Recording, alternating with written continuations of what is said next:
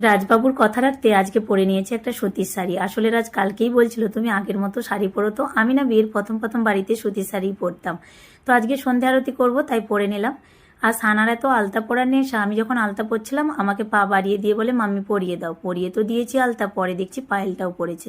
দেখতে বেশ সুন্দর লাগছে। বাড়ির মেয়েরা সেজে গুজে থাকলে দেখতে ভালোও লাগে। কিন্তু এখন আমার সন্ধ্যা আরতি হয়ে গেল, এরপর আমি নাস্তা বানাবো। ছেলে স্কুল থেকে এসেছে ঘন্টাখানেক আগে, আর দিদিকে প্রণাম করার দৃশ্যটা দেখো। একটু আগে রিয়া আমাদের বাড়িতে এসেছে, বললাম দিদিকেও প্রণাম করো। রিয়া দিদিকে প্রণাম করতে গিয়ে একটু লজ্জা পেল। যাই হোক, এই যে ভাইকে বাস থেকে নিতে গিয়ে সানা নিয়ে এসেছে মিনি সমস্যা। যেগুলো আমি পছন্দ করি না সেগুলোই ভাই বোনে দেখো খেতে থাকে। যাই হোক, ওটা এখন ওরা বানিয়ে একটু খেয়ে নিক, তারপর আমি যে ছোলা আর আলুটা সেদ্ধ করব। আজকে ভেবেছিলাম যে ছোলা আলু সেদ্ধ করে একটু মুড়ি দেবো ওদেরকে। ওরা তো মুড়ি খেতে একদম পছন্দ করে না। সকাল আর সন্ধে না কি নাস্তা বানাবো এই নিয়ে আমার মাথা খারাপ হয়ে যায় রোজে রোজের। মাঝে মাঝে হয়তো কখনো ভালো লাগলো না, মনে হলো যে একটু মুড়ি দেবো, ওরা খেতেই চায় না।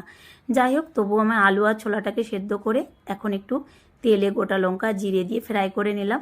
তবে আমার ছেলের এখন আবদার হচ্ছে ওর মধ্যে একটু শসা আর গাজর কেটে দিতে হবে। যেহেতু আজকে কৌশুকী অমাবস্যা, তাই আজকে পেঁয়াজটা দিতে পারবো না। পেঁয়াজটা দিলে আরও খেতে একটু বেশি ভালো লাগতো। তাই এই শসা পেঁয়াজ একটু কেটে দিলাম। সানা তবে মুড়ি খাবে, ওই কয়েকটা সমস্যা খেয়েছিল, মিনি সমস্যা তো, বেশি বড় বড় না। তো একটু চাট মশলা দিয়ে যে এখন ছেলেকে দিচ্ছি। আর সানা একটু পটল আলুর তরকারি ছিল, সেটা দিয়েই খাচ্ছে। ও এখন ছোলাটা খাবে না। তো আমিও একটু মুড়ি খেয়ে নিলাম। অনেকটা সময় ধরে আমরা গল্প করলাম, এখন রান্না বান্না করব। রাজবাবুর পছন্দের এটা একটা সবজি, উচ্ছে আলু আর টমাটোর যে সবজিটা একটু তেল ছাড়া ছাড়া করি।